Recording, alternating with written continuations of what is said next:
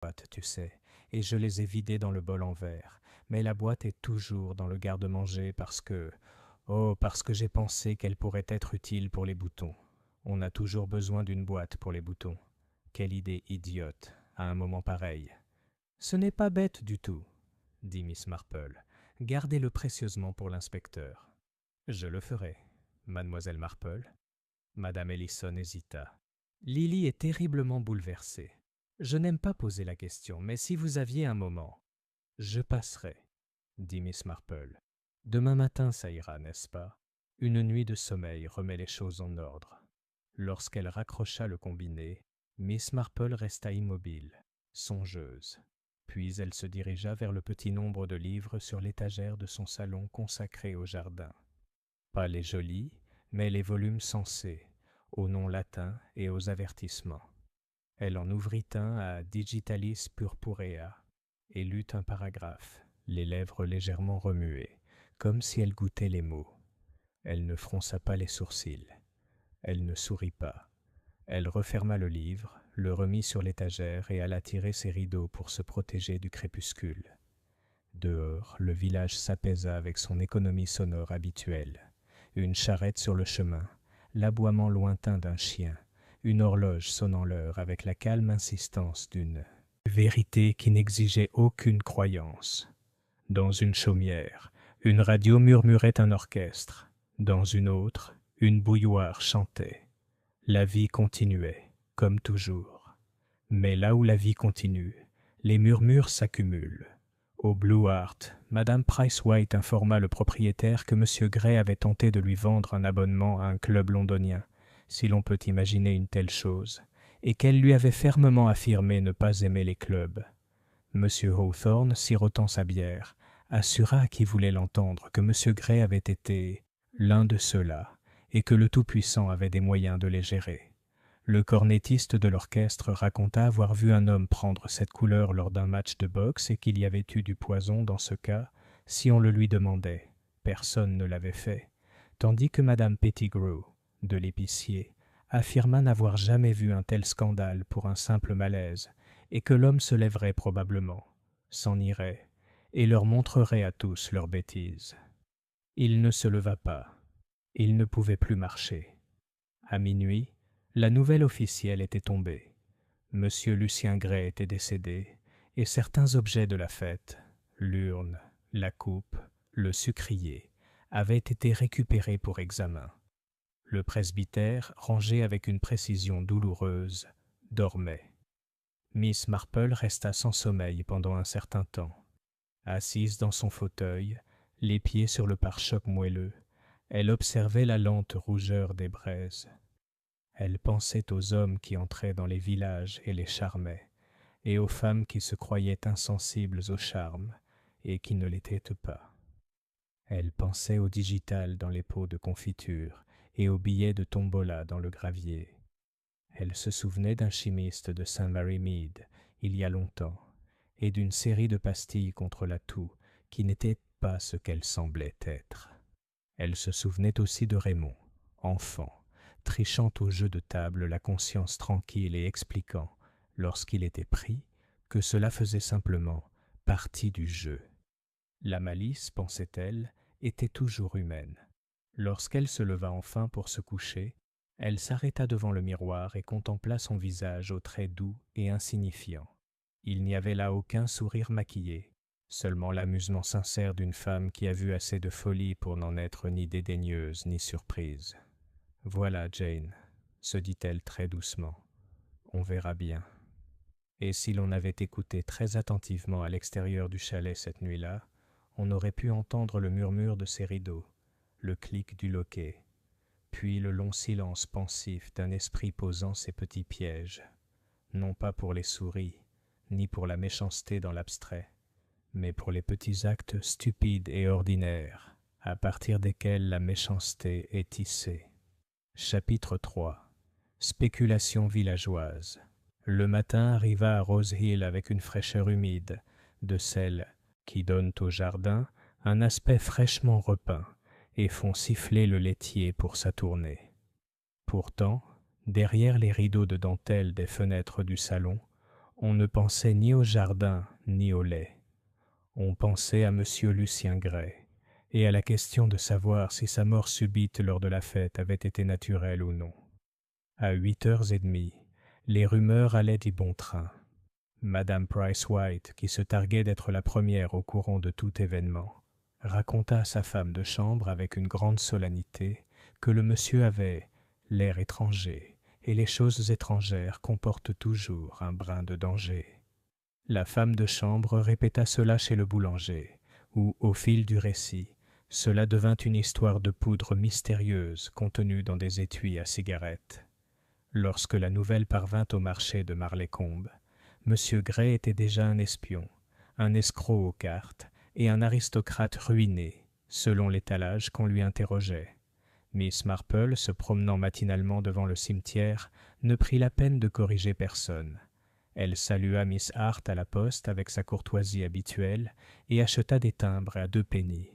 Miss Hart se pencha par-dessus le comptoir et murmura « Croyez-moi, Miss Marple, il s'avérera qu'il n'était pas celui qu'il prétendait être.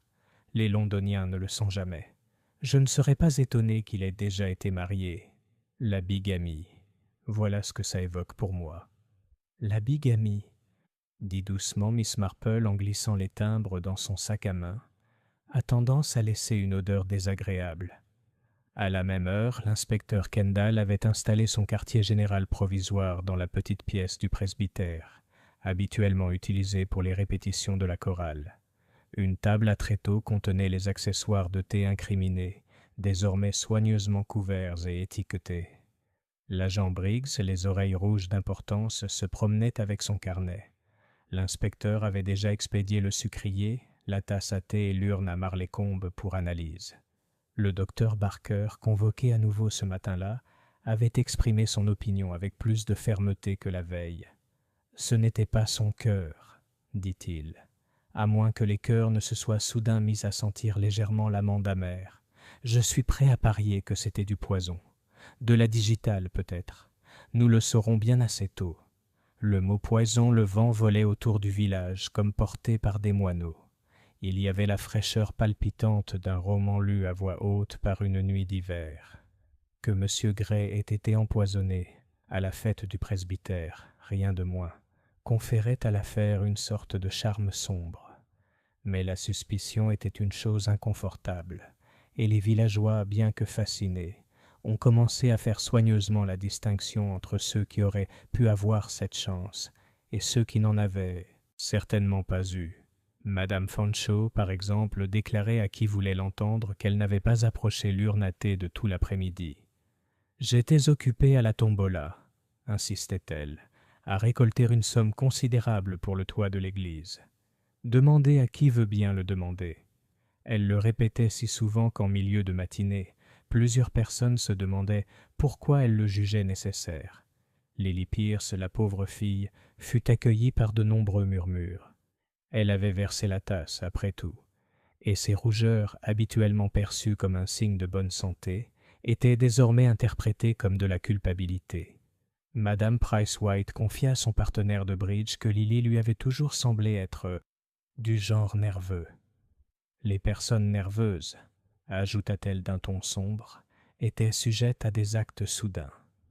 Colin Rattray, l'agent immobilier, se tenait à l'écart des conversations publiques, mais son absence fut remarquée. « Il s'est éclipsé à Marlécombe », remarqua M. Hawthorne d'un air entendu. « Quand un homme s'éclipse, c'est généralement parce qu'il a quelque chose à cacher. » Pendant ce temps, Miss Marple avait été invitée à prendre le thé par Madame Ellison, avide de réconfort et de réconfort. Elle arriva au presbytère juste à 11h, portant un petit bouquet de roses tardives. Madame Ellison, pâle mais d'une hospitalité palpitante, versa le thé de ses mains qui tremblaient à peine. « C'est épouvantable, Miss Marple, tout simplement épouvantable. Dire « un homme assis là un instant et parti l'instant d'après, et mon jardin. » Les tragédies, dit doucement Miss Marple, choisissent rarement leur décor avec convenance. Madame Ellison soupira. L'inspecteur a été très gentil, même si bien sûr c'est assez perturbant d'avoir des policiers partout. Ils ont même fouillé le garde-manger ce matin. Elle hésita. Ils ont aussi emporté le pot de sucre. C'était sage, dit Miss Marple. Le sucre est une chose si innocente, si universellement reconnue, ce qui le rend, naturellement, très propice aux bêtises. Madame Ellison frissonna. Pensez-vous, pensez-vous vraiment que c'était poison, mademoiselle Marple? Miss Marple regarda sa tasse un instant, puis leva ses yeux doux. Il vaut toujours mieux attendre des preuves, ma chère, mais je pense qu'il serait imprudent d'écarter cette possibilité. À ce moment-là, Lily Pierce entra, portant un panier de recueils de cantiques qu'elle avait rangé après la fête. Ses yeux étaient rouges, comme si elle avait pleuré. Elle salua poliment Miss Marple, mais sa voix tremblait. « Je n'ai rien fait de mal », s'exclama-t-elle soudain en posant le panier avec un bruit sourd. « J'ai juste versé le thé. Je vous le jure, Madame Ellison. »« Ma chère, » dit Madame Ellison, surprise, « personne ne vous accuse. »« Mais il le pense, » dit Lily d'un ton féroce. « Tout le monde au village le pense. Je le sens à leur regard. » Elle se tourna vers Miss Marple, presque suppliante. « Vous me croyez, n'est-ce pas ?» Miss Marple la regarda avec bienveillance. « Croire est un mot bien fort, ma chère. Mais je ne pense pas que vous soyez le genre de fille à verser du poison dans la coupe d'un homme. La vraie question est, y avait-il du poison? Avant-tu à verser le thé ou après ?» Les yeux de Lily s'écarquillèrent. « Je ne sais pas. Je ne sais rien. » Miss Marple tendit la main et la tapota avec la douceur d'une grand-mère. « Ne vous inquiétez pas. Rares sont ceux qui connaissent l'intégralité d'une chose. Ce sont les petits fragments que chacun remarque qui, une fois assemblés, forment une image. » Dehors, l'horloge de l'église sonnait le quart d'heure. La vie à Rose Hill continuait. Les poules gloussaient dans les jardins, les charrettes roulaient dans la rue principale et les enfants couraient en riant dans la verdure. Pourtant, sous tout cela, un malaise régnait. Quelqu'un au village, un Rose Hill respectable et ordinaire, avait glissé du poison dans une tasse de thé. Et Miss Marple, bien que silencieuse et modeste comme toujours, avait déjà commencé à en ramasser les fragments. Chapitre 4. L'inspecteur Kendall prend les choses en main. L'inspecteur Kendall était convaincu qu'il fallait commencer fermement. Un village, il le savait, pouvait fourmiller de rumeurs comme des abeilles dérangées dans leurs ruches. Le seul moyen d'apaiser ce bourdonnement était d'imposer une procédure ordonnée. Ainsi, le lendemain matin de la fête, il s'installa au salon du presbytère, une petite pièce tapissée de livres, où flottait une légère odeur de cirage et de livres de cantiques, et commença à recueillir les dépositions. Miss Marple avait été invitée à servir le thé à l'inspecteur et à la femme du vicaire pendant qu'ils travaillaient, une tâche qu'elle accomplit avec sa grâce habituelle. Assise près de la cheminée, son tricotant, son regard doux et attentif, elle ne s'immisçait jamais, ne s'immisçait jamais. Pourtant, Kendall, qui avait déjà eu affaire à elle, savait pertinemment que son silence garantissait que rien ne manquait. Madame Dorothy Fanshawe. La première à être interrogée fut Madame Fanshawe. Elle entra avec une dignité outragée, son sac à main serré contre elle. « Je ne comprends pas pourquoi je suis ici, inspecteur, » déclara-t-elle aussitôt. « J'ai passé tout l'après-midi à la tombola, pour récolter des fonds pour le toit de l'église, comme chacun sait. Une somme considérable d'ailleurs. Si vous voulez les chiffres, je les ai ici. » Elle commença à fouiller dans le sac à main d'un geste professionnel. « Merci, madame, » dit Kendall d'un ton neutre. « Mais ce que vous avez observé chez M. Gray m'intéresse. » Madame Fanshawe pinça les lèvres. « Observé ? Seulement qu'il avait des manières ostentatoires, trop guindées à mon avis. Je me suis toujours méfié du charme. C'est le refuge des hommes qui n'ont rien de mieux à offrir. » Et au moment de son effondrement, « J'étais encore à la tombola, » répondit-elle vivement. « J'ai entendu Madame Ellison crier. Je me suis précipité, bien sûr, mais à ce moment-là, c'était la confusion. Je ne me suis pas approché de la table à thé. » Les aiguilles de Miss Marple claquaient doucement. Elle ne leva pas les yeux, mais se souvenait très bien que Madame Fanshawe se tenait non loin des rafraîchissements lorsque la fanfare entama sa marche. La mémoire de cette dame, semblait-il, était aussi sélective que son sac à main. Lily Pierce. Puis vint Lily Pierce. La pauvre fille était pâle, les mains crispées nerveusement. Elle répondit aux questions de l'inspecteur avec l'empressement sincère de quelqu'un qui aspire à être cru.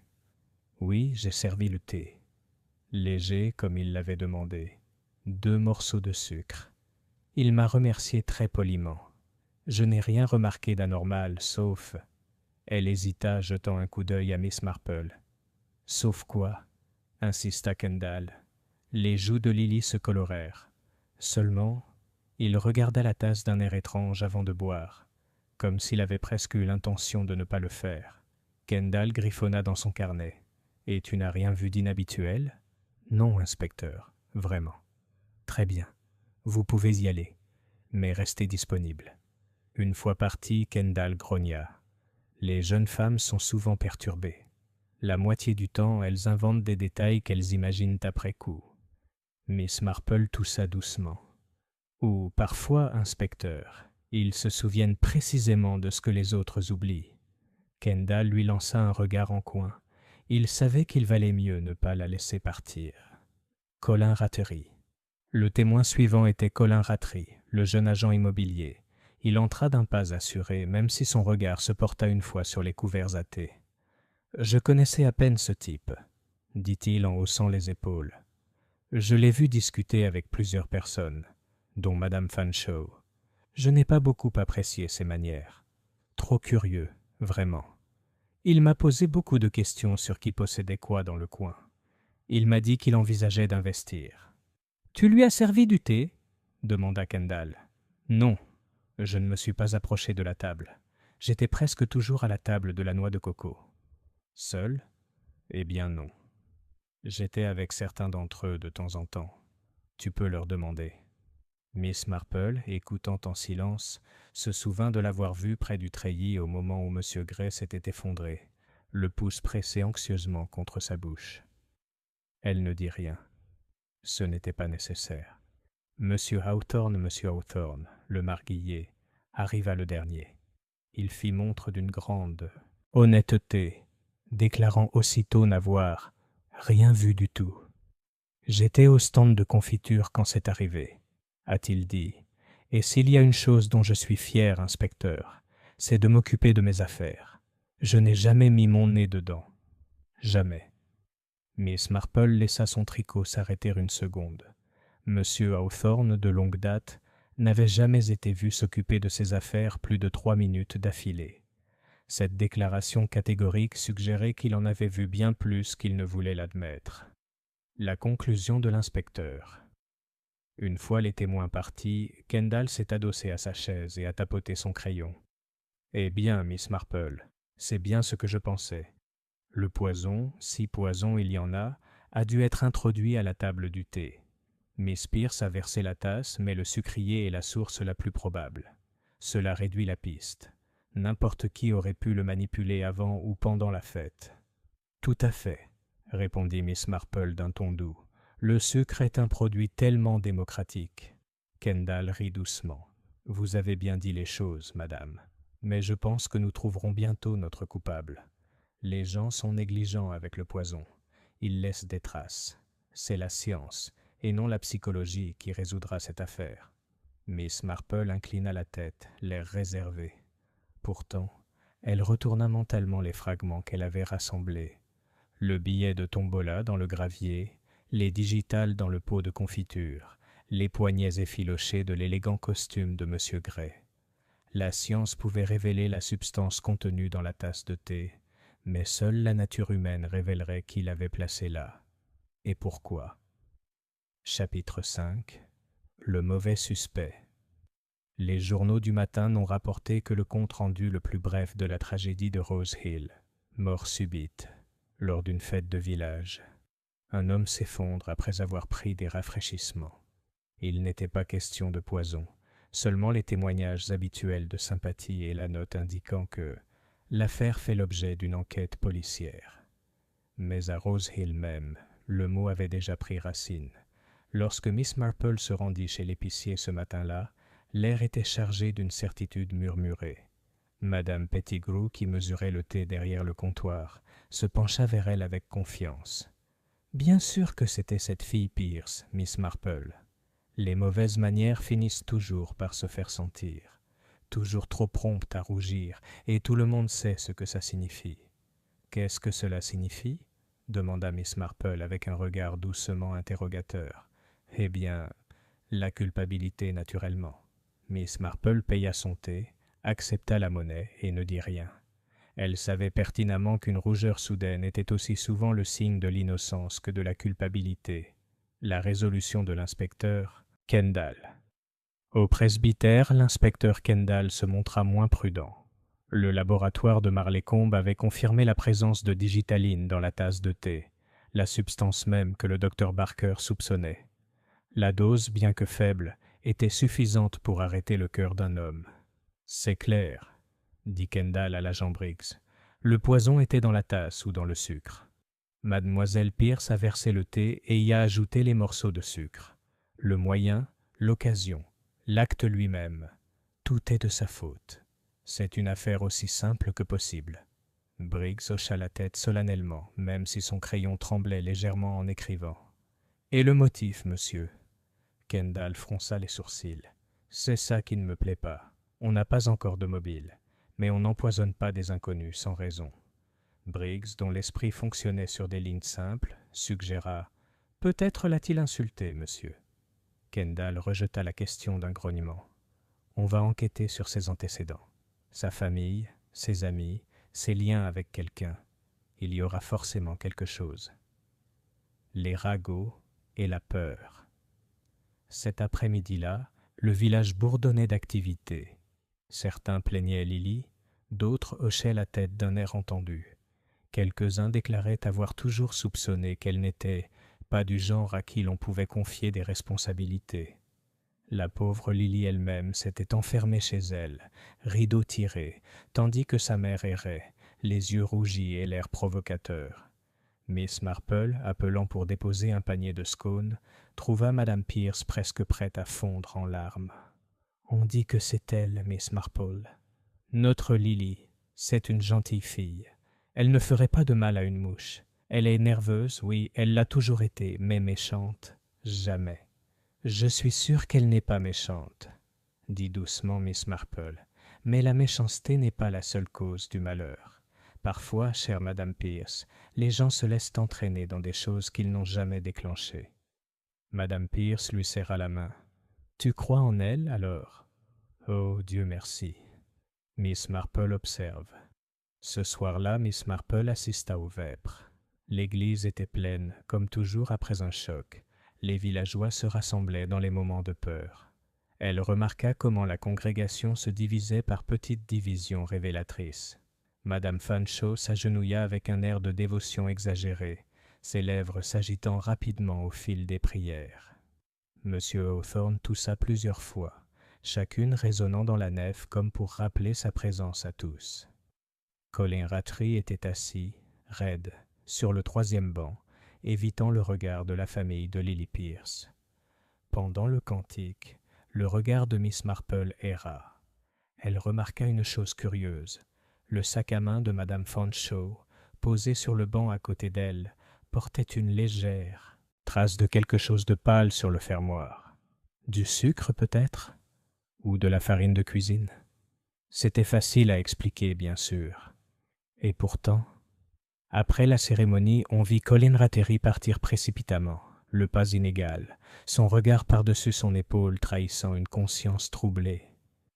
Miss Marple, qui l'avait observé près du treillis le jour de la fête, repensa au coin d'argile rouge sur sa chaussure. L'inspecteur agit. Le lendemain matin, l'inspecteur Kendall arriva au cottage Pierce. Son attitude était grave mais ferme. « Mademoiselle Pierce, dit-il, je dois vous demander de m'accompagner à Marleycombe pour un interrogatoire plus approfondi. Je regrette cette exigence, mais vous avez été la dernière à servir le défunt. Tant que l'affaire n'est pas éclaircie, les soupçons pèsent naturellement sur vous. » Lily haleta, les mains tremblantes. « Mais je n'ai pas pu. » Sa mère s'accrochait à elle. « Elle est innocente, inspecteur. Vous verrez tous. Miss Marple, qui s'était approchée tranquillement au moment où l'inspecteur parlait, posa doucement une main sur le bras de madame Pierce. « Courage, ma chère.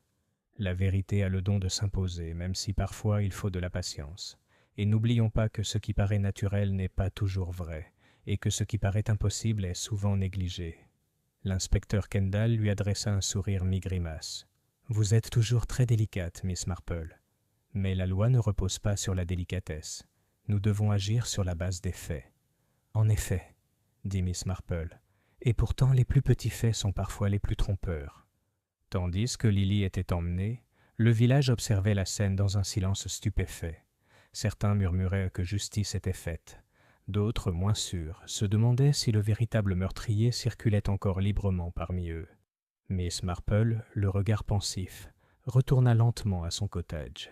Elle avait vu quelque chose, ou peut-être plusieurs choses, qui ne collaient pas. Le sourire peint de M. Gray, les digitales dans le pot de confiture, le billet de tombola sur le gravier. Non, pense-t-elle, Lily Pierce n'était pas la réponse. La vérité l'attendait toujours, discrètement cachée dans les replis de la vie du village. Chapitre 6. Les secrets sous la surface. L'arrestation de Lily Pierce a bien plus perturbé Rose Hill que la mort de M. Gray elle-même.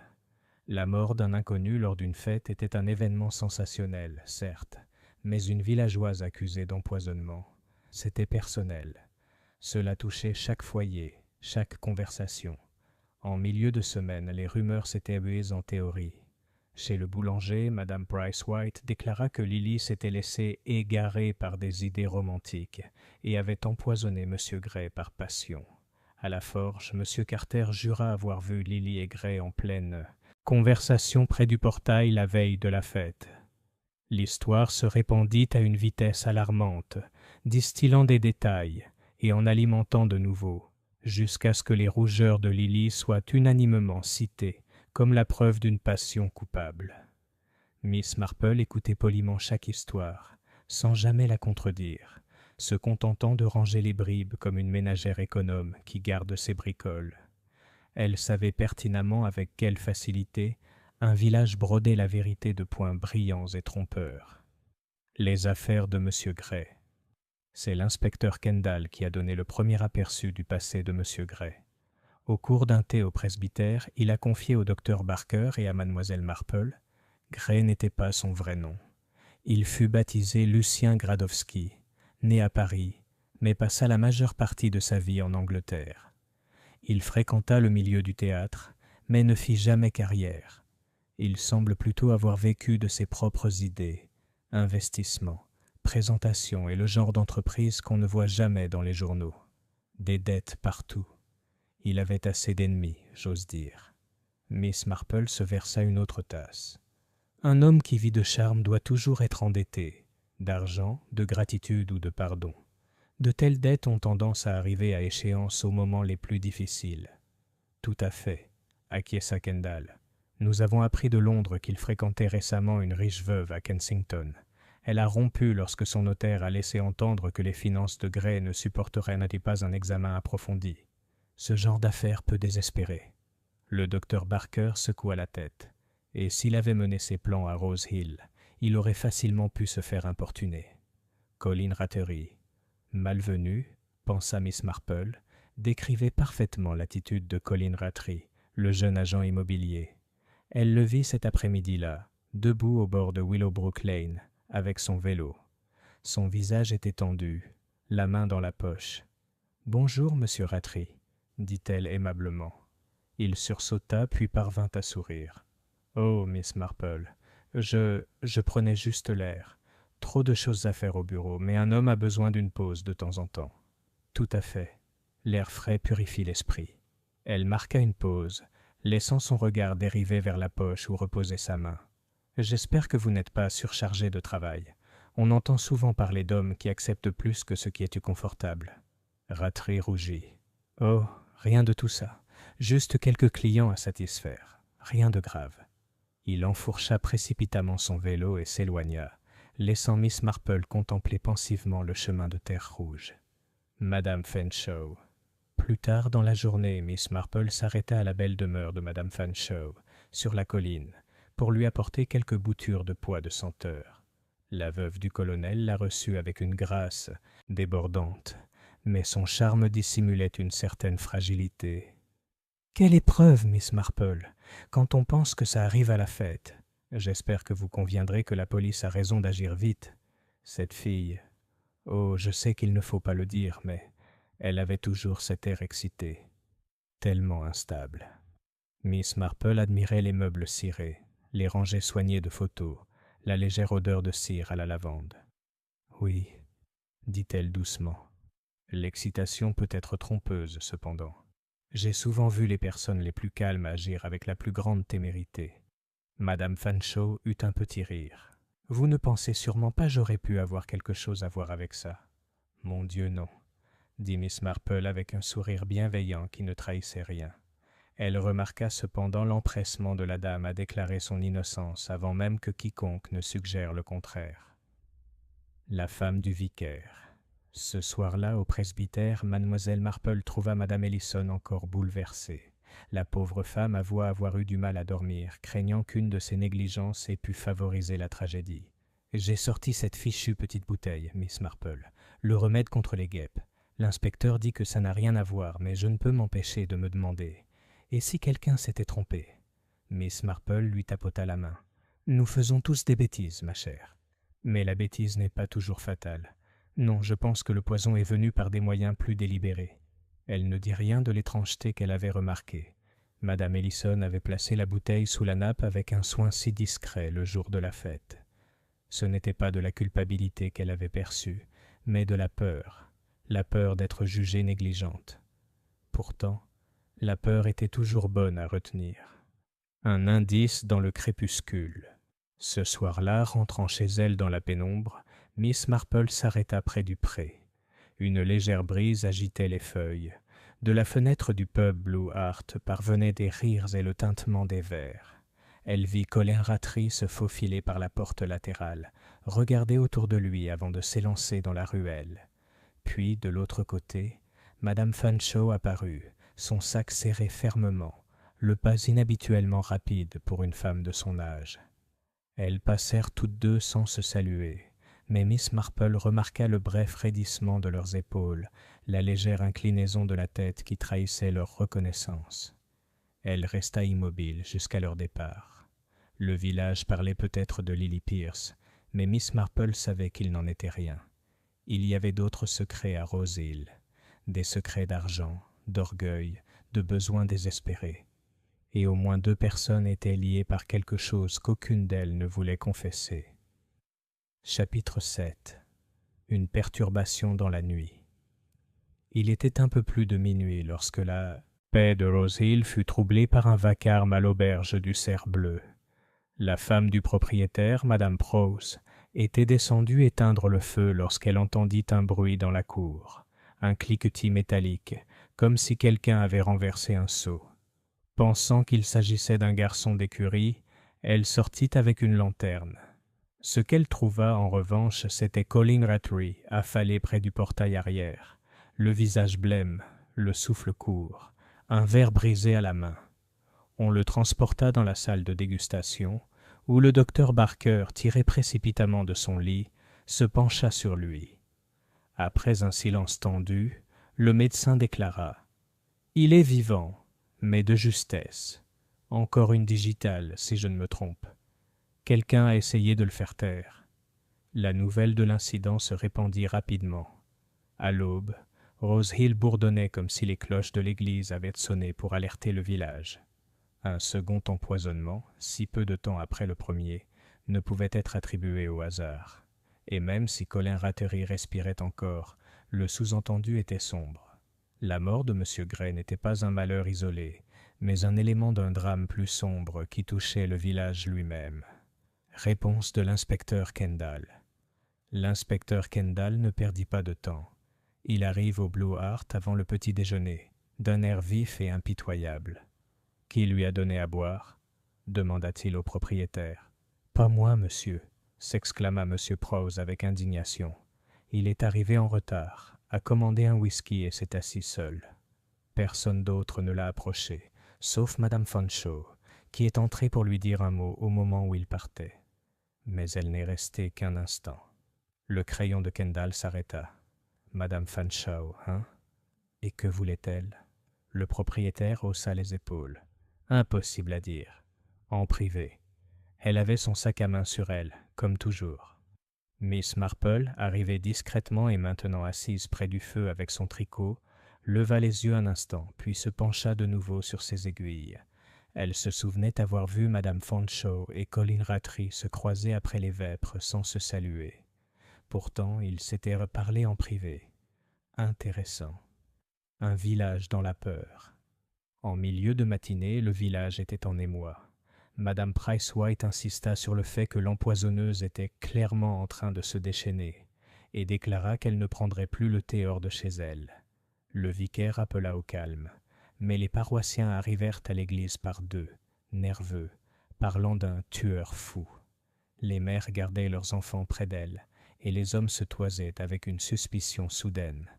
Au cottage Pierce, la mère de Lily était indignée. « Vous voyez, Miss Marple, s'ils avaient laissé ma fille tranquille, ils auraient su que ce n'était pas elle. Elle est enfermée, et pourtant il y a du poison. N'est-ce pas la preuve ?»« Oui, » répondit doucement Miss Marple. « Cela prouve bien des choses, à bien y regarder. » Une conversation avec le docteur Barker. Plus tard dans la journée, mademoiselle Marple rendit visite au docteur Barker à son cabinet. Il était fatigué, sa moustache hérissée d'indignation. « Cette affaire a profondément secoué le village, » lui dit-il. « Gray est mort, Rattray est à côté. J'ai donné mon avis à l'inspecteur, le même poison dans les deux cas. Mais il y a plus. Les doses étaient différentes. La tasse de Gray contenait une quantité importante. Le verre de Rattray contenait juste assez pour le faire s'effondrer, pas pour le tuer sur le coup. Un avertissement, peut-être, dit doucement Miss Marple, ou une tentative précipitée. Le médecin fronça les sourcils. C'est possible, mais cela suggère que la main derrière n'est pas négligente, mais calculatrice. Miss Marple hocha la tête. Le calcul, docteur, est une qualité qu'on retrouve partout, dans les comptes de famille, dans les livres de succession, et même dans la gestion d'une réputation. Un détail inquiétant. Ce soir-là, tandis que le soleil disparaissait derrière les arbres, Miss Marple passa devant le presbytère. Elle s'arrêta près du muret de pierre, contemplant le jardin où la fête avait eu lieu quelques jours plus tôt. La table à thé avait été débarrassée, les banderoles enroulées, mais le carré d'herbe où M. Gray était tombé portait encore une légère marque. En s'attardant, elle remarqua quelque chose au bord de la bordure, un bout de papier à moitié enfoui dans la terre. Se baissant, elle le ramassa. C'était le coin d'une enveloppe, déchirée, mais juste assez lisible pour laisser apparaître un cachet de la poste londonienne et les lettres « Dawsky ». Miss Marple la glissa dans son sac à main, l'air pensif. Lucien Gradowski, le vrai nom de Gray. Et voici la preuve qu'il avait reçu une lettre à Rose Hill. De qui et pourquoi?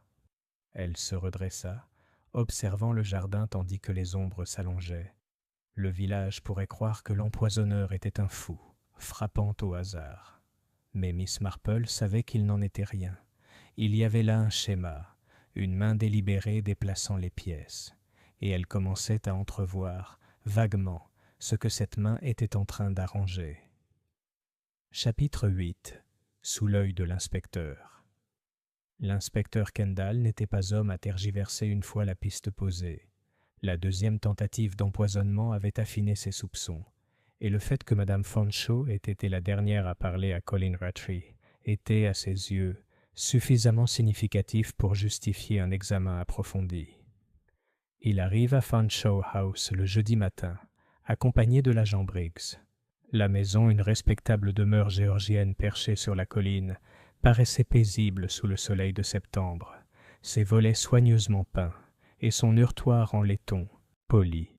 À l'intérieur, Madame Fanshawe les attendait dans le salon, assise raide dans un fauteuil à haut dossier, son sac à main posé, comme toujours, à portée de main.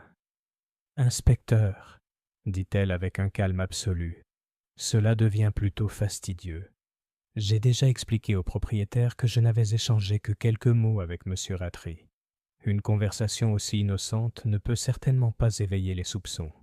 Cela, dit Kendall fermement, dépend beaucoup des mots échangés. On vous a vu lui parler en privé quelques minutes avant qu'il ne s'effondre.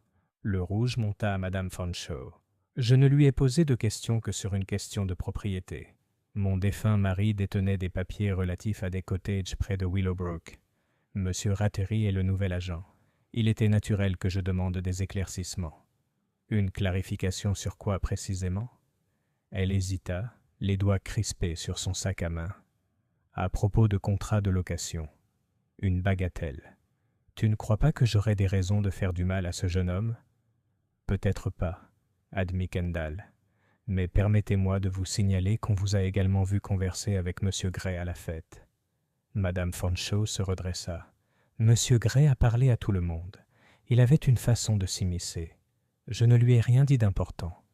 Rien? Kendall plissa les yeux. Pas à propos des affaires de votre défunt mari? Pas à propos d'une dette?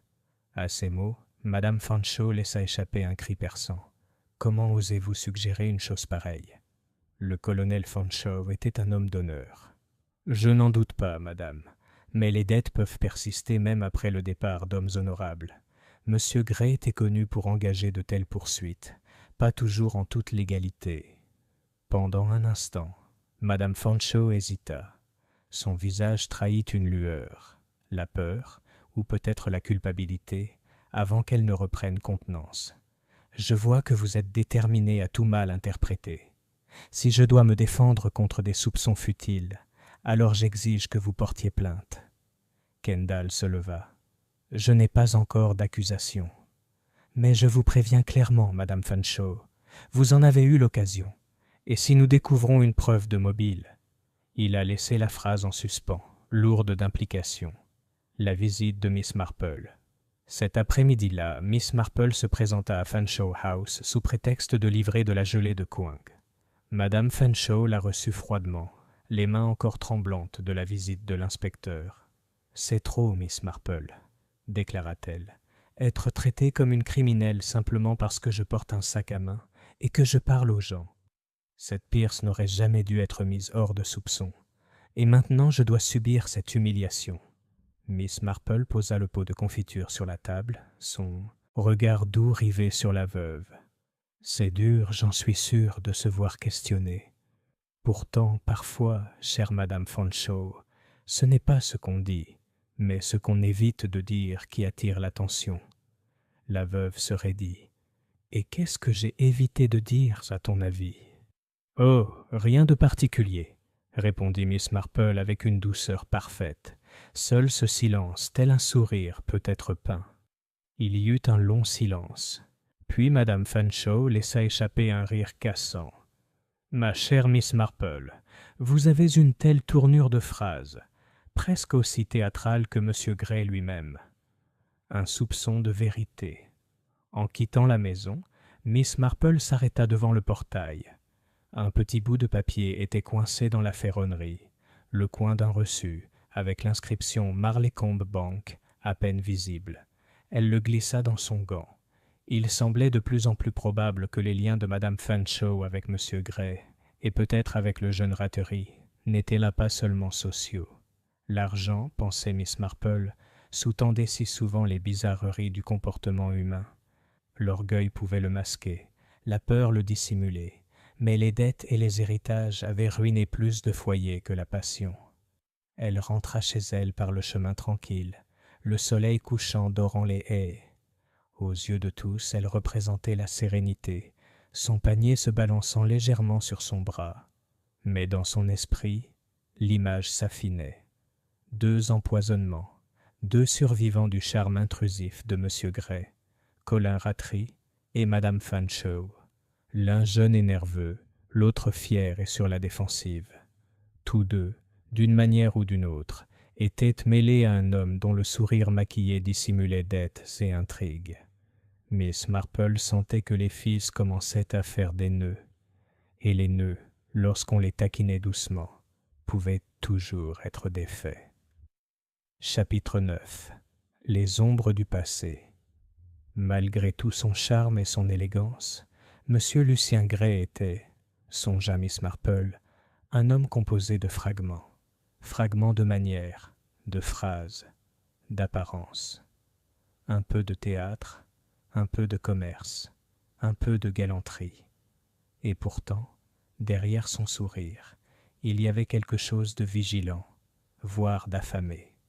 Des hommes de ce genre s'aventurent rarement sans raison dans les paisibles villages anglais. L'inspecteur Kendall, et c'est tout à son honneur, le pensait aussi. 2 jours après le 2e empoisonnement, il convoqua Miss Marple au salon du presbytère pour lui faire part de ce qu'il appela « certains renseignements de base ». Les nouvelles de l'inspecteur, il semble, commença-t-il, que Gray, ou Gradowski de son vrai nom, avait des liens plus que superficiels avec cette région du monde. Il y a 20 ans, il était secrétaire de Sir Edmund Verwood à Marleycombe Hall. Les aiguilles de Miss Marple s'immobilisèrent un instant. Ah, Sir Edmund, un homme au vaste domaine et aux appétits un peu plus grands. Kendall lui adressa un sourire sec. Tout à fait. Gray a quitté le hall brusquement, congédié bien que les archives soient vagues. Sir Edmund est décédé peu après, laissant ses affaires dans un désordre considérable. Mais il semble que Gray ait eu connaissance de certains documents, des investissements qui ont mal tourné, voire des irrégularités comptables. Du chantage, inspecteur ? Kendall écarta les mains. Cela ne m'étonnerait pas. Cet homme semble vivre de bribes de secrets depuis. Ce qui m'intéresse, c'est qu'on l'a vu poser des questions sur les cottages de Willowbrook avant sa mort, des cottages autrefois liés au domaine de Sir Edmund. Miss Marple inclina la tête, pensive, ce qui expliquerait son intérêt particulier pour M. Rattery, l'agent, et peut-être pour Madame Fanshawe, dont le défunt mari était négociant en contrat militaire, un domaine pas toujours des plus transparents. Kendall se pencha en avant. « Qu'en pensez-vous, Miss Marple ?»« Seulement, dit-elle doucement, les dettes, les secrets et les héritages sont comme les mauvaises herbes dans un jardin. On les arrache, mais leurs racines sont profondes. Monsieur Gray était peut-être sur le point d'arracher quelque chose qu'il valait mieux laisser tranquille. » Souvenir du village. Cet après-midi-là, Miss Marple se rendit à Marleycombe pour rendre visite à Miss Dorothy Clay, une vieille connaissance qui avait été gouvernante à Verwood Hall. Miss Clay était à la retraite depuis longtemps, mais sa mémoire était aussi vive que le vinaigre. « Lucien Gradowski ?» dit-elle aussitôt. « Oh, je me souviens bien de lui. Mince, beau à la manière d'un étranger, toujours une fleur à la boutonnière. Sir Edmund l'appréciait au début. Il disait qu'il avait le sens des chiffres. Mais je ne lui ai jamais fait confiance. Trop guindé. Toujours à écouter aux portes, toujours à griffonner des notes. Puis, soudain, il a disparu. Sir Edmund a crié à la déloyauté et à la trahison. Nous n'en avons jamais su le bien fondé.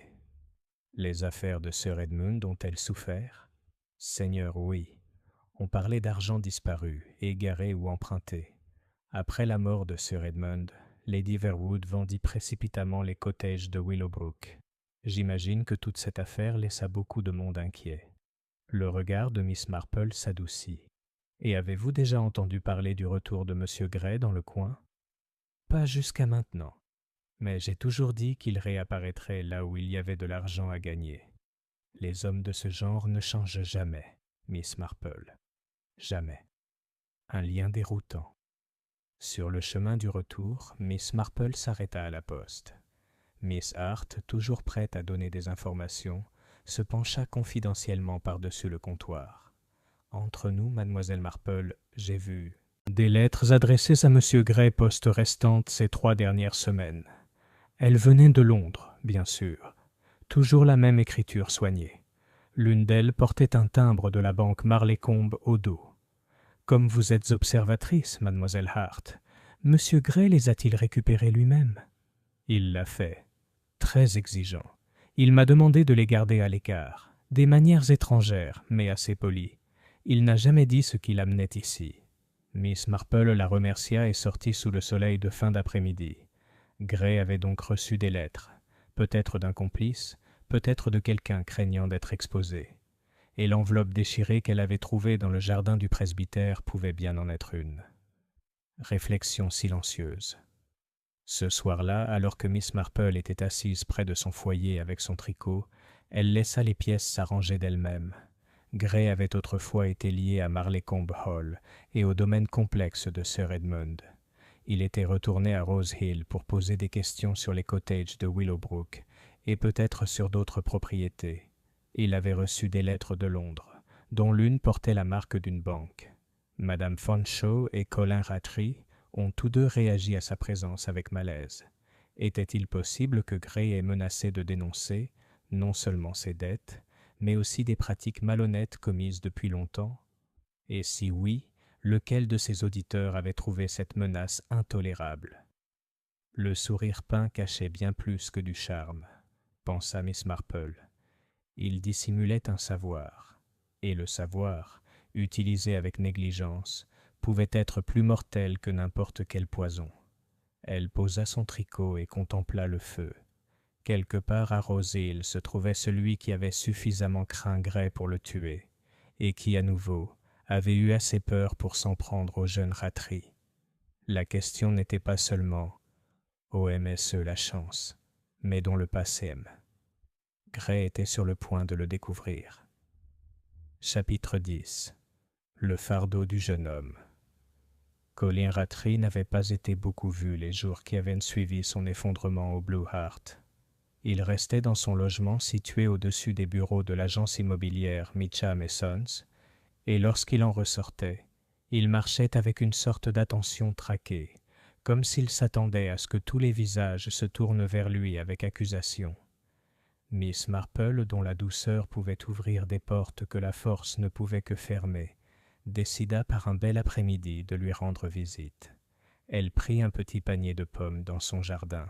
« Pour le bureau, pas pour l'estomac, » expliqua-t-elle en les lui offrant. « Elles empêchent les papiers de voler. » Colin parut surpris à son arrivée, mais il pouvait difficilement refuser l'entrée à une visiteuse aussi inoffensive. Son bureau était une pièce étroite avec un haut bureau, un classeur et des registres empilés comme des fortifications. Un hôte nerveux. « Vous avez eu un choc, monsieur Rattray, » commença Miss Marple en s'installant dans un fauteuil droit. « Ce n'est jamais agréable d'être si près d'une tragédie. » Il déglutit. « Choc ? Oui. Mais on m'a dit que j'avais eu de la chance. Le médecin dit qu'une autre dose m'aurait achevé. » Miss Marple inclina la tête. « J'imagine que vous n'étiez pas la victime visée, pas personnellement. Mais peut-être étiez-vous un peu trop proche de sujets qu'il valait mieux laisser de côté. » Il lui lança un regard bref et perçant. « Que veux-tu dire ? » « Monsieur Gray vous a posé une question sur les cottages Willowbrook, » dit-elle doucement. « Et vous avez éludé la question. Mais éviter, monsieur Rattray, n'empêche pas toujours les ennuis. Parfois, cela les provoque. » La main de Colin se crispa sur le bord du bureau. Pendant un instant, il sembla qu'il allait tout nier. Puis, les épaules affaissées, las, il parla. L'enchevêtrement de l'héritage. Je vais vous dire la vérité, Miss Marple, car je ne supporte pas l'idée que l'on puisse croire que je l'ai empoisonné. Les cottages de Willowbrook ne sont pas simples. Lorsque j'ai succédé à M. Meacham, j'ai découvert des irrégularités dans les papiers. Loyer payé comptant, contrat sans signature, terre vendue dans des circonstances étranges. Tout cela remontait à l'époque de Sir Edmund Verwood. Et puis j'ai découvert pire. Mon père, il était intendant ici il y a 20 ans, était mêlé à tout ça. On lui avait versé des sommes, et il manquait des sommes sur les comptes de la succession. Je crois, sa voix baissa, je crois que Gray était au courant. Il m'a menacé à la fête. Il a dit qu'il avait la preuve de la malhonnêteté de mon père, et que si je ne le payais pas, il verrait toute l'histoire rendue publique. Mon père est mort maintenant. Mais la honte... Il s'interrompit, le visage blême. Miss Marple croisa doucement les mains sur ses genoux. « Du chantage, » dit-elle doucement. « Oui, monsieur Gray avait un penchant pour ce genre de jeu. Et vous étiez bien jeune pour vous retrouver dans sa ligne de mire. » Colin releva brusquement la tête. « Mais je ne l'ai pas empoisonné. Je le jure. J'ai pensé parler de ces menaces à l'inspecteur, mais à quoi bon? Ça ne ferait que salir le nom de mon père. Et la mort de Monsieur Gray, ça me fait passer pour coupable, non? Les apparences ne sont pas toujours vraies, dit doucement Miss Marple. Je ne pense pas que vous soyez du genre à verser du poison dans une coupe. Mais quelqu'un d'autre a peut-être trouvé votre honte utile. Miss Marple réfléchit.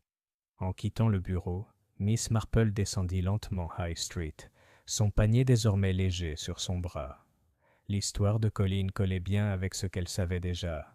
Gray était revenu à Rose Hill non pas pour le plaisir, mais pour déterrer les cendres de vieux scandales.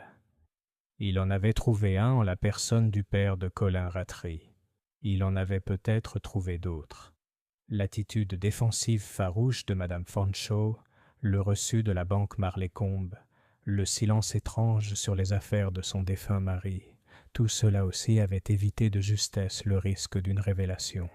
Et d'autres avaient peut-être encore des raisons de craindre l'homme au sourire maquillé. Une lettre révélée. Ce soir-là, la maîtresse de poste, Miss Hart, se précipita au cottage de Miss Marple avec ce qu'elle appela une curieuse nouvelle. « Tu te souviens de ces lettres que Gray collectionnait ? Eh bien, j'ai regardé dans la pile de lettres mortes, et l'une d'elles est revenue de Londres après sa mort. L'écriture est la même que les autres, mais voilà.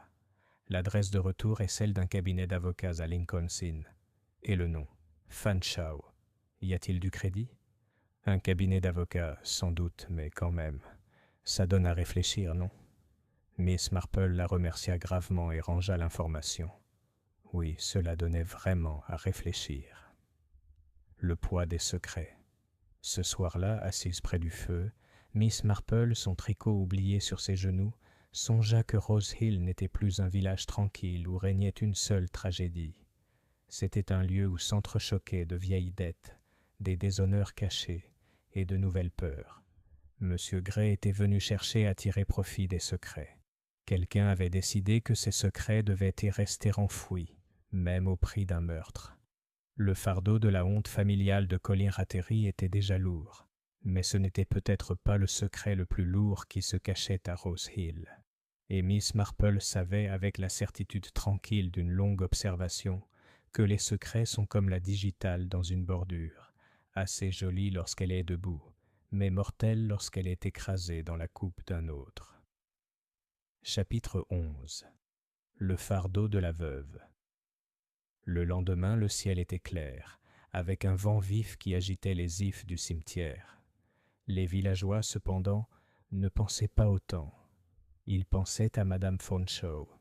L'inspecteur Kendall lui avait rendu visite la veille au soir, et la rumeur s'était répandue aussi vite que la fumée à travers le chaume sec. Au Blue Heart, Madame Price White a déclaré avec délectation que la veuve du colonel avait une langue très acérée lorsqu'elle était acculée, tandis que chez l'épicier, Madame Pettigrew a confié que Madame Fanshawe avait vécu au-dessus de ses moyens pendant des années, même si elle ne l'admettrait jamais. Miss Marple, tricotant sereinement dans son salon, se contenta de hausser les sourcils lorsqu'on lui raconta ces choses.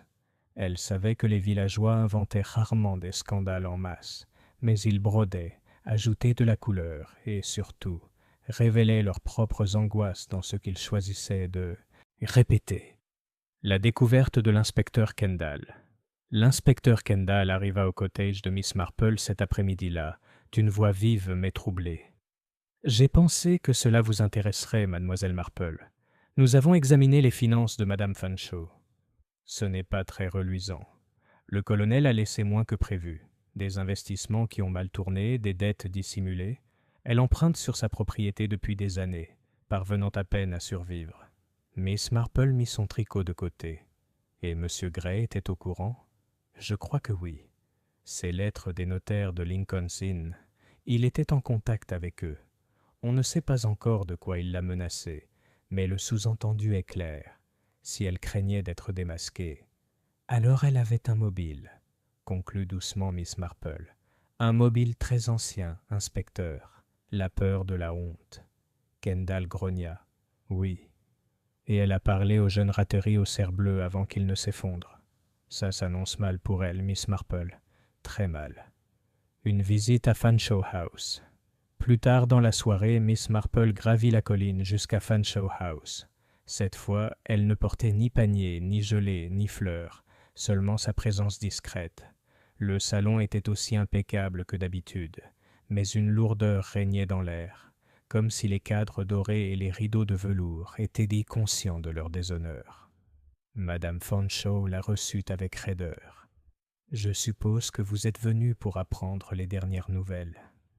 Je suis ruiné, malhonnête et capable de meurtre. » Le regard de Miss Marple était bienveillant. « Je suis venu parce que vous êtes inquiète. » On ne polit pas le cuivre avec autant d'ardeur, Madame Fanshawe, à moins de vouloir effacer quelque chose de désagréable. La veuve eut un rire bref et cassant.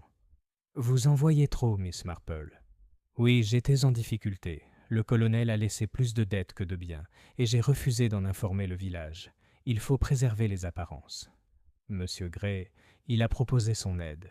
Il a insinué qu'il pourrait me présenter à un investisseur ou acheter certains journaux à un prix avantageux. Mais je comprenais ce qu'il voulait dire, du chantage. Et quand tu as vu Monsieur Rattray au Blue Hart, je l'ai supplié, Miss Marple, de détruire tous les papiers que Gray aurait pu brandir. Je n'ai pas pu supporter cette honte. Je n'ai jamais touché à la boisson de cet homme, je le jure.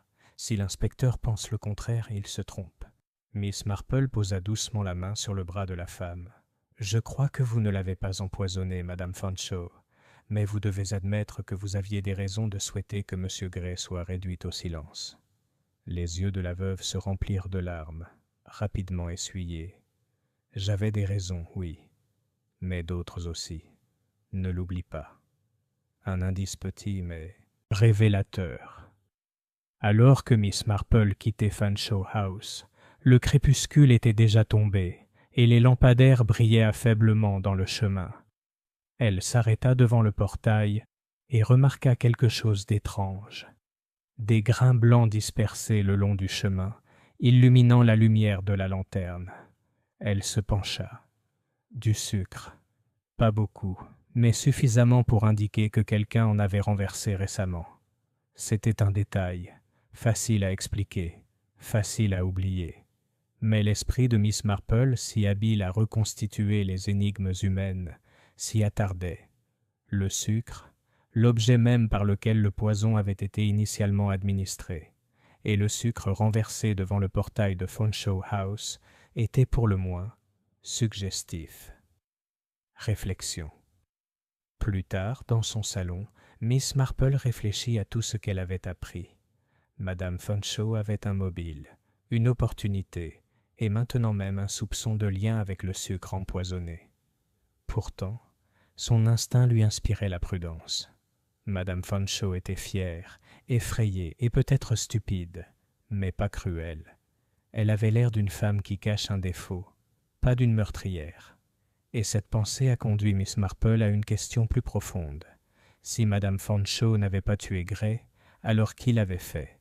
Qui, à Rose Hill, avait à la fois les connaissances et le culot d'administrer du poison, et la subtilité de laisser les autres en porter la responsabilité? Miss Marple reprit son tricot, ses aiguilles claquant doucement à la lumière de la lampe. La vérité, sentait-elle, se rapprochait. Le sourire maquillé de M. Gray avait trop caché, et en tentant de démasquer les autres, il avait signé son propre arrêt de mort. Chapitre 12. Une révélation inattendue. Le village, toujours avide de tirer des conclusions, avait désormais largement décidé que Madame Fanshawe était la coupable. L'orgueil et l'argent étaient des motivations compréhensibles pour tous. Le vendredi matin, lorsque le garçon de l'épicier eut terminé ses livraisons, on répétait avec assurance que la veuve du colonel allait être enlevée d'un jour à l'autre. Pourtant, l'inspecteur Kendall, bien que convaincu par ses motivations, n'était pas tout à fait prêt à agir. « J'aime les faits, » dit-il à l'agent Briggs d'un ton sombre, « et je ne les ai pas encore. Nous avons le sucre empoisonné, certes, mais pas celui qui l'a placé là. Sans cela, je ne risquerais pas d'être inculpé. » Miss Marple écoutait, le regard doux. Elle savait que Kendall était suffisamment honnête pour résister à la tentation d'une solution facile. Mais elle savait aussi que, tandis que l'inspecteur cherchait des faits, la vérité humaine risquait de lui échapper. Une visite de Madame Pierce. C'était au milieu de l'après-midi lorsque Madame Pierce arriva au cottage de Miss Marple, le visage rouge, les mains tordant un mouchoir humide. Oh, Miss Marple, je ne savais plus où donner de la tête. On raconte encore des choses horribles sur ma Lily. Et maintenant quelque chose est apparu, quelque chose que je n'aurais jamais imaginé. Miss Marple posa son tricot et versa un peu de thé, laissant la pauvre femme se ressaisir avant de reprendre la parole. « Dites-moi, Madame Pierce, que s'est-il passé ?» Madame Pierce se pencha en avant, la voix tremblante. « J'ai reçu une lettre ce matin, réexpédiée de Marleycombe. Elle était adressée à mon défunt mari. Je n'ai jamais su. J'ignorais qu'il avait travaillé pour Sir Edmund Verwood. C'était des années avant son arrivée à Rose Hill. Mais la lettre, elle vient d'un notaire londonien, au sujet de documents liés au cottage de Willowbrook. Mon mari devait en savoir plus qu'il ne m'en a jamais dit. » Miss Marple prit l'enveloppe avec délicatesse. L'écriture londonienne soignée était la même qu'elle avait vue sur les lettres de Gray à la poste. Elle la retourna et nota le nom de l'entreprise, celle-là même dont Miss Hart avait parlé auparavant. « Votre mari a-t-il déjà parlé de telles choses ?»« Jamais. C'était un homme discret, Dieu lui garde. Un simple commis, pensai-je, rien de plus. Mais s'il était mêlé aux affaires de Sir Edmund, et si M. Gray le savait, oh, Miss Marple, et s'il s'en prenait à Lily pour cette raison, et si ma pauvre fille était mêlée à quelque chose qui s'est passé avant sa naissance ?» Les pensées silencieuses de Miss Marple. Miss Marple lui tapota la main. « Tiens, tiens, ma chère, les familles ont une histoire, comme les jardins ont des racines sous la terre. Parfois, on ne voit les racines qu'après une tempête qui met la terre à nu. » Après le départ de Madame Pierce, Miss Marple resta assise un long moment, les yeux fixés sur le feu. Pièce après pièce, le puzzle se modifiait. Monsieur Gray avait autrefois été lié à Sir Edmund Verwood. Les cottages de Willowbrook, vendus à la hâte après la mort de Sir Edmund, dissimulaient des irrégularités. Le père de Colin Rattray avait été impliqué, et maintenant le père de Lily, calme et modeste, avait également pris part à ces affaires. 2 familles, liées par de vieux secrets, et toutes 2 menacées par le retour de Gray. Un soupçon de malice. Ce soir-là, Miss Marple a assisté à une petite réunion au presbytère, où l'inspecteur Kendall a partagé les dernières découvertes. Le laboratoire confirme que les morceaux de sucre ont été manipulés avant la fête. On ne sait pas quand, mais quelqu'un y avait accès avant. Madame Ellison joignit les mains, consternée. Ce qui veut dire que n'importe laquelle d'entre nous aurait pu entrer dans la cuisine ce matin-là. J'avais des dames qui entraient et sortaient tout le temps. « Oui, » répondit Kendall d'un ton sombre. N'importe qui aurait pu le glisser. Madame Fanshawe, le jeune Rattray, et même Mademoiselle Pierce. À la mention de Lily, Miss Marple parla, doucement mais distinctement. Et peut-être quelqu'un d'autre, quelqu'un qui ne se méfie de personne, précisément parce qu'il est toujours là, toujours digne de confiance. Il y eut un silence, seulement rempli par le tic-tac de l'horloge. Kendall la regarda fixement. Mais Miss Marple avait déjà repris son tricot, les yeux baissés comme si elle n'avait rien dit de remarquable. Réflexion. Plus tard, alors qu'elle rentrait chez elle sous le ciel étoilé, Miss Marple repensa à la révélation de Madame Pierce. Si le père de Rattray et celui de Lily avaient tous 2 été mêlés aux affaires embrouillées de Sir Edmund, alors M. Gray avait ratissé large. Mais qui, se demandait-elle, avait eu si peur d'être démasqué qu'il aurait tué pour l'empêcher? Était-ce Colin, cherchant désespérément à protéger son nom de famille, Madame Fanshawe, s'accrochant à sa dignité, ou un autre caché encore dans le calme du village? Le sourire peint de M. Gray, pensait-elle, n'était qu'un masque tendu à chacun d'eux, et derrière de tels masques, les gens révélèrent parfois plus d'eux-mêmes qu'ils ne le souhaitaient.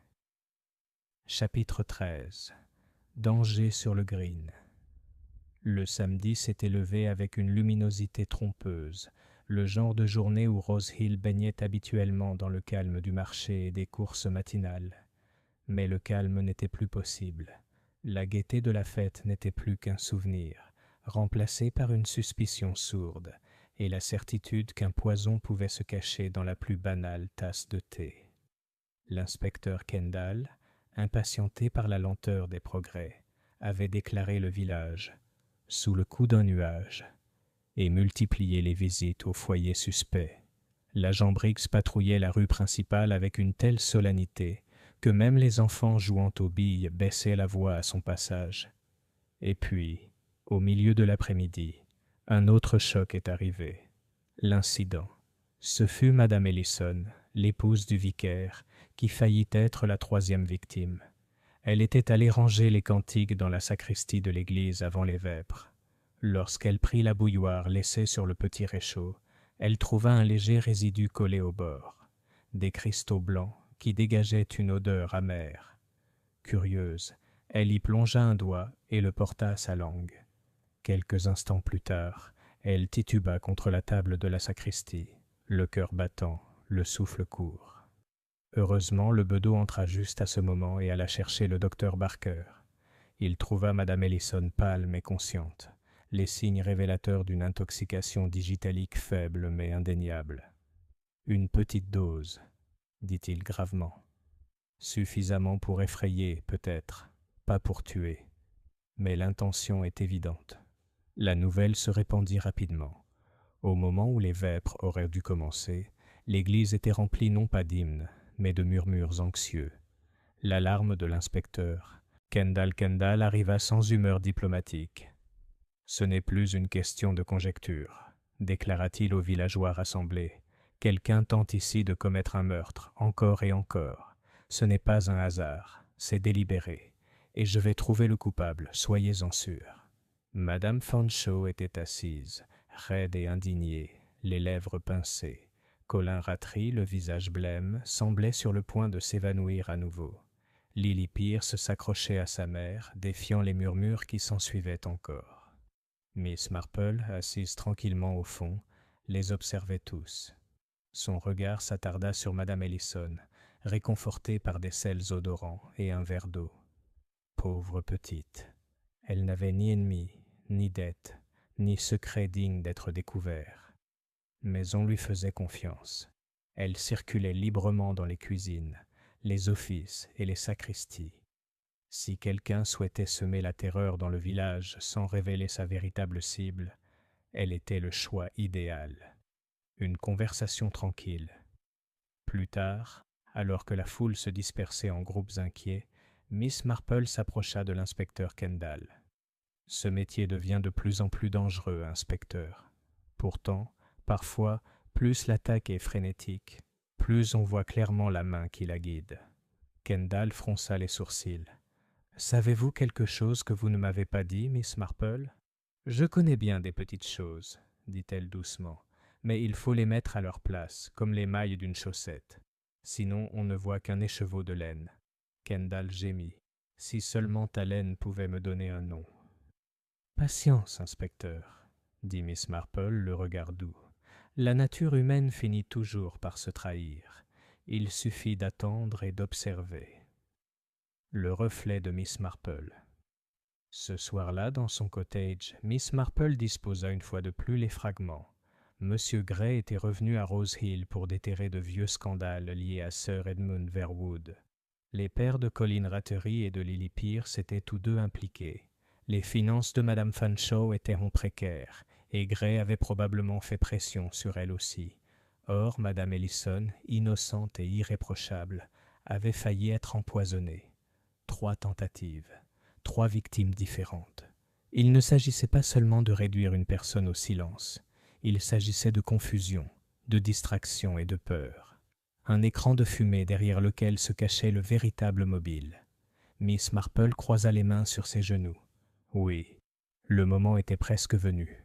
Encore quelques questions pertinentes, quelques observations à mûrir, et elle tendrait son petit piège. Non pas avec des menaces, ni avec la science, mais avec la seule chose à laquelle les coupables ne pourraient jamais résister, leur propre folie humaine. Chapitre 14. Miss Marple tend un piège. Le dimanche suivant l'empoisonnement imminent de Madame Ellison s'annonça avec une sérénité presque trompeuse. Les cloches sonnaient pour les matines, les haies brillaient d'une rosée de fin d'été, et les boutiques de Rose Hill High Street, ouvraient avec leur calme habituel. Pourtant, sous cette normalité, la peur couvait encore. Les gens contemplaient leur thé, leur gâteau, et même le sucrier du Blue Heart, avec la méfiance de soldats scrutant l'horizon. L'inspecteur Kendall, las des impasses, vint voir Miss Marple ce matin-là, l'air sombre. « J'ai tourné en rond, Miss Marple, » avoua-t-il. « Madame Fanshawe a un mobile, le jeune Ratterry a des relations, la jeune Pierce a une opportunité. Et pourtant, plus j'y regarde, moins j'en suis sûr. Je jure que cette affaire va me rendre fou. » Les yeux bleus de Miss Marple pétillèrent avec bienveillance. « Oh, mais la distraction est précisément ce que les coupables cherchent, inspecteur. Quand il y a trop de confusion, il faut simplifier les choses. J'ai réfléchi, ce n'est pas seulement ce que les gens fait à la fête, mais ce qu'ils n'ont pas pu s'empêcher de révéler d'eux-mêmes. » Kendall lui lança un regard interrogateur. « Et que proposes-tu » ? « Eh bien, rien de plus inquiétant que le thé, » dit Miss Marple d'un ton doux. « Si vous voulez bien céder à l'envie d'une vieille dame, j'aimerais inviter certaines personnes à mon cottage cet après-midi. Une petite réunion pour les apparences. Vous devez bien sûr être présente. » Kendall hésita. « Tu veux les débusquer » Miss Marple sourit sereinement, ses aiguilles claquant comme si elle ne discutait que du talon d'une chaussette. « J'ai toujours pensé, inspecteur, qu'avec le bon cadre, on ne peut résister à l'envie de se mettre à nu. Il s'agit de créer la scène idéale. » Le rassemblement. Cet après-midi-là, les invités choisis arrivèrent au cottage blanchi à la chaux de Miss Marple. Madame Fanshawe, raide et pleine de ressentiment, son sac à main fermement serré sur ses genoux. Colin Rattray, pâle et nerveux, ses yeux se portant partout sauf sur son hôtesse. Lily Pierce, amenée à contre-cœur par sa mère, son visage montrant à la fois la peur et le soulagement d'être incluse. Madame Ellison, encore fragile après son épreuve, accompagnée de son vicaire attentionné. L'inspecteur Kendall était assis dans un coin, extérieurement détendu mais intérieurement alerte. Miss Marple présidait la table du thé avec l'air d'une grand-mère bienveillante. La porcelaine brillait, les scones étaient chauds, et le sucrier, fraîchement rempli le matin même sous son œil attentif, trônait au centre, accueillant. « Alors, » dit-elle joyeusement, « une tasse de thé éclaircit souvent les idées et réchauffe le cœur, et peut-être aussi nous aidera-t-elle tous à y voir plus clair. » La caisse claire se resserre. La conversation s'engagea sur un ton tendu. Madame Fanshawe se plaignit du harcèlement de l'inspecteur. Colin marmonna que ses soupçons étaient injustes. Lily resta silencieuse, les poings serrés. Miss Marple versait le thé avec une délicatesse et une précision exquise, offrant du sucre à chaque invité avec la même délicatesse et la même curiosité. « Un morceau ou deux ?» Madame Fanshawe a refusé catégoriquement. « Je ne prends jamais de sucre. Je n'en ai jamais pris. » Colin hésita puis en accepta un. Lily, le visage rouge, en demanda deux à voix basse. Madame Ellison, timidement, n'en demanda pas. Le regard de Miss Marple s'adoucit lorsqu'elle posa le bol. « Comme c'est curieux, » dit-elle presque rêveusement, « qu'une chose aussi inoffensive joue un rôle aussi important dans nos affaires. Le sucre si blanc et innocent, et pourtant si pratique pour dissimuler une amertume. » Il y eut un bref silence. Madame Fanshawe se raidit. Colin s'agita, mal à l'aise, et Lily, sous l'œil attentif de Miss Marple, jeta un coup d'œil non pas au bol, mais à sa mère, un bref et anxieux battement d'yeux. Une douce provocation, Miss Marple sirota son thé et reposa sa tasse. Sa voix, lorsqu'elle parla, était douce mais posée. « Quelle chance, dit-elle, que l'inspecteur ait maintenant la preuve que le sucre empoisonné a été placé dans le bol avant la fête, car cela signifie que la pauvre Lily ne peut pas l'avoir fait en servant le thé de M. Gray. En effet, cela suggère quelqu'un qui a eu accès très tôt à la cuisine du presbytère, quelqu'un de confiance, quelqu'un qui ne serait pas interrogé, qu'il y entre ou qu'il en sorte. » Madame Ellison laissa échapper un hoquet de surprise. Madame Fanshawe marmonna avec indignation. Colin laissa tomber sa cuillère avec fracas. « Et bien sûr, poursuivit doucement Miss Marple, Monsieur Gray en savait trop. Il avait des informations sur des dettes, des irrégularités, de vieux secrets datant de l'époque de Sir Edmund Verwood. De quoi inquiéter bien des villageois. Il possédait le genre de savoir qui rend un sourire, même peint, très dangereux. Elle regarda autour de la table, son regard doux mais fixe. Le silence s'épaissit. Quelque part dehors, un merle chantait. Miss Marple croisa les mains.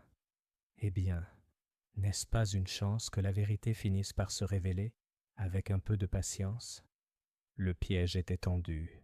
Le moindre mouvement, un battement d'œil, une main tremblante, un déni indigné trop rapide, avait déjà commencé à trahir le coupable. Miss Marple, qui avait vécu assez longtemps pour connaître les mécanismes de la faiblesse humaine, sentait le piège se resserrer. Le masque du tueur tombait. Bientôt, très bientôt, il tomberait. Chapitre 15. Le masque tombe. Le goûter au cottage de Miss Marple s'était installé dans un silence pesant. Les tasses tintaient faiblement.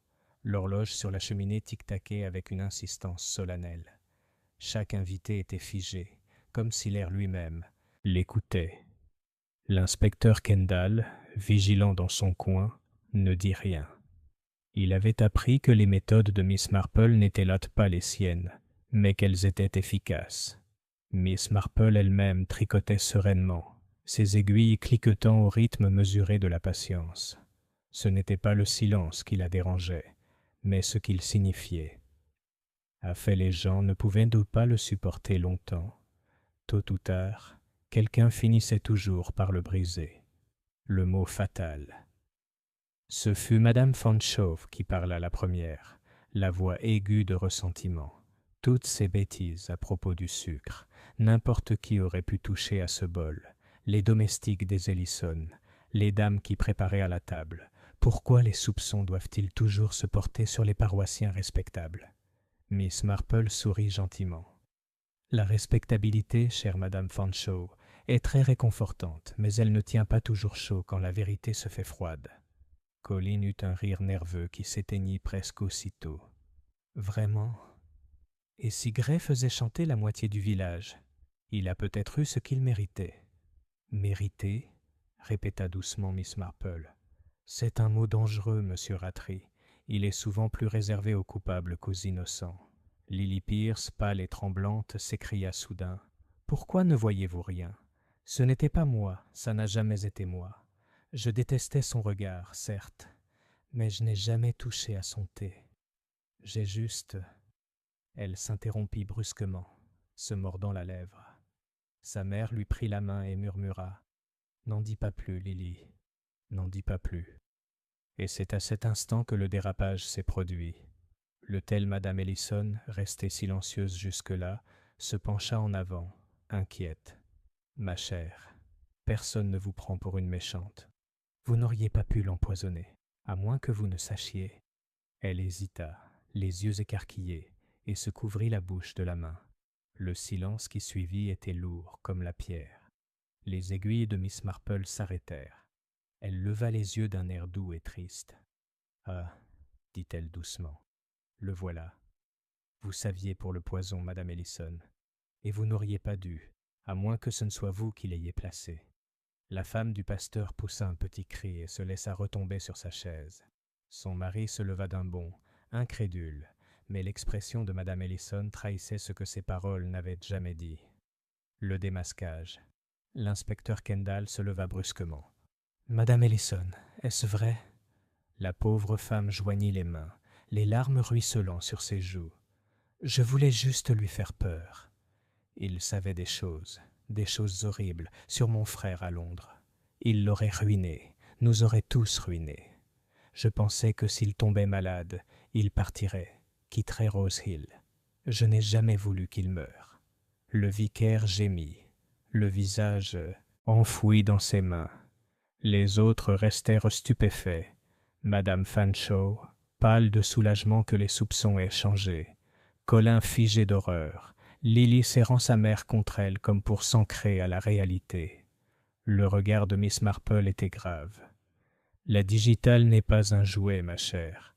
Elle n'effraie pas, elle tue. Laissez-vous guider par la peur, et la peur est une conseillère des plus dangereuses. Madame Ellison pleurait à chaudes larmes, son sang-froid brisé. Il m'a souri en prenant la tasse, ce sourire affreux. Je croyais qu'il le savait déjà. Je croyais. La victoire silencieuse de Miss Marple. Le piège avait fonctionné. Miss Marple n'avait ni accusé ni acculé. Elle avait simplement exposé des bribes de vérité, parlé gentiment de sucre et de secrets, et attendu. La nature humaine avait fait le reste. L'inspecteur Kendall, d'un air sombre mais efficace, prit les choses en main. « Madame Ellison, je vous demande de m'accompagner.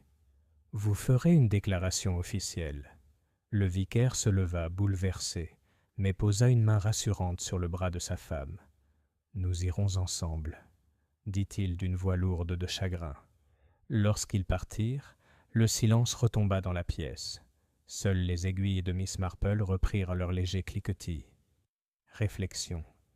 Quand enfin les autres furent repartis, Kendall se tourna vers Miss Marple avec un mélange d'admiration et d'exaspération. « Tu n'échoues jamais, hein? Je croyais que c'était Madame Fanshawe. Je l'aurais juré. Mais tu l'as vue depuis le début. » Miss Marple secoua la tête. « Pas tout le temps, inspecteur. J'ai seulement remarqué que Madame Ellison s'inquiétait trop de la bouteille qu'elle essayait de cacher et qu'elle parlait de choses qu'elle ne pouvait pas vraiment savoir. La peur se trahit plus vite chez ceux qui semblent inoffensifs. Et les poisons les plus dangereux ne sont pas toujours en bouteille. » Kendall soupira en se frottant le front. « Je ne comprendrai jamais comment tu fais. » Miss Marple sourit faiblement. « Oh, mais vous y arriverez, inspecteur. Vous apprenez. Il suffit de se rappeler que la nature humaine est la même partout, que ce soit à une fête, dans un salon, ou dans la sacristie d'une paisible église de campagne. » Chapitre 16. Le sourire peint. L'inspecteur Kendall avait suggéré le presbytère pour la réunion, mais l'ironie n'avait échappé à personne. C'était là que M. Gray avait siroté son dernier thé, et c'est là que les fils du mystère allaient désormais être démêlés. Les principaux villageois se rassemblèrent avec un mélange d'effroi et de curiosité. Madame Fanshawe était assise, le menton haut, comme pour défier quiconque de se rappeler les rumeurs sur ses finances. Colin Rattray jouait avec ses boutons de manchette, pâle mais avide d'être disculpé. Lily Pierce s'accrochait à sa mère, toujours effrayée par les ragots qui avaient terni son nom. Et dans un coin, le vicaire, lui-même, le visage blême, soutenait sa femme, assise, tremblante, les yeux baissés. Miss Marple, silencieuse et modeste comme toujours, occupait sa chaise habituelle près du foyer. Elle joignit les mains et commença d'une voix douce mais ferme. L'explication Monsieur Lucien Gray, ou Gradowski comme on le surnommait, était un homme qui vivait de son esprit. Sa carrière au théâtre n'avait que peu d'importance. Sa véritable profession était la découverte et l'exploitation de secrets. Il y a des années, il était secrétaire de Sir Edmund Verwood à Marleycombe Hall, et il est évident qu'il avait eu connaissance d'irrégularités dans la succession. Il revint à Rose Hill non par hasard, mais avec un objectif précis, tirer davantage profit de ses vieilles affaires. Il rechercha M. Rattray, sachant que le jeune homme avait hérité non seulement de la position de son père, mais aussi de l'ombre de ses activités. Il pressa Madame Fanshawe, dont le défunt mari la laissa dans une situation financière précaire. Il reçut également des lettres d'avocats londoniens, le liant également à des affaires impliquant la famille Pierce. Mais le chantage est un métier dangereux. Il engendre la haine de tous côtés. Le sourire de M. Gray, si éclatant, si maquillé, dissimulait une menace. Et la menace engendre le désespoir. Elle tourna ses yeux doux vers Madame Ellison. « Ma chère, vous craignez pour votre frère à Londres. Monsieur Gray avait découvert quelque chose à son sujet, et vous pensiez qu'il le révélerait au public. Vous étiez terrifiée, non pas pour vous-même, mais pour votre famille. Alors, lorsque vous avez disposé le service à thé à la fête, vous avez touché au sucrier. Pas grand-chose, juste assez pour rendre Monsieur Gray malade, pour l'effrayer, pensiez-vous, et le forcer à quitter Rose Hill. Mais la digitale ne pardonne pas. Mal dosée, elle tue, et elle l'a tué. Madame Ellison se couvrit le visage et pleura doucement. Le vicaire lui serra la main, mais ne dit rien. Le regard de Miss Marple se posa sur les autres. Les incidents ultérieurs, le whisky de M. Rattery au Blue Heart et la bouilloire dans la sacristie étaient des tentatives maladroites pour dissiper les soupçons. La main coupable, une fois souillée, prend peur et frappe aveuglément. Mais le schéma était clair. Seule Madame Ellison avait accès au sucre empoisonné et avait la possibilité de le placer. Avant the fête began. Les conséquences. L'inspecteur Kendall se leva. Vous l'avez bien entendu. Madame Ellison l'a admis. La loi doit suivre son cours. Sa voix, bien que sévère, n'était pas dénuée de compassion. Le vicaire prit enfin la parole, les mots empreints de tristesse. Ma femme a agi par peur, non par malveillance. Mais la peur, je le comprends maintenant, est le poison le plus cruel qui soit. Il y eut un silence. Puis Madame Fanshawe s'agita, la voix aiguë de soulagement. Vous voyez, ce n'était pas moi. Je l'ai dit dès le début. Colin Rattray eut un rire amer. Nous étions tous coupables, Madame Fanshawe. Tous sauf Lily, peut-être. Monsieur Gray nous a montré un miroir et aucun de nous n'a aimé ce que nous avons vu. Miss Marple, le regard bienveillant, parla doucement. C'est tout à fait vrai. Le sourire de M. Gray était artificiel, mais il forçait les autres à révéler leur véritable visage. Et c'est peut-être là que réside la tragédie. Il comprenait suffisamment la faiblesse humaine pour l'exploiter, mais pas assez pour en échapper aux conséquences. Épilogue. Des semaines plus tard, Rose Hill retrouva son rythme. On parlait de la fête avec un frisson, mais la vie reprit. On nourrissait les poules, on entretenait les jardins, on célébrait les offices. Madame Ellison, en attente de son procès, avait été discrètement emmenée chez des proches, et le vicaire continuait avec une dignité discrète. Lily Pierce se promenait de nouveau librement dans le village, même si elle rougissait encore des regards qu'on lui lançait. Colin Rattray restait à son poste, abattu mais déterminé à reconstruire la réputation de sa famille.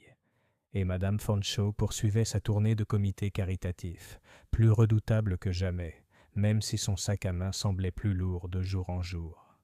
Quant à Miss Marple, elle était assise dans son cottage aux roses, tricotant paisiblement tandis que le soleil d'automne éclairait le jardin. Aux yeux de tout passant, elle semblait la plus inoffensive des vieilles dames. Pourtant, ceux qui avaient vécu l'affaire du sourire peint en savaient plus. Elle avait vu ce que d'autres avaient négligé, et avec la certitude tranquille de longues années, elle avait rappelé à Rose Hill une vérité aussi vieille que la nature humaine elle-même. La méchanceté paraît rarement méchante. Le plus souvent, elle se cache sous la respectabilité, la peur ou un sourire maquillé.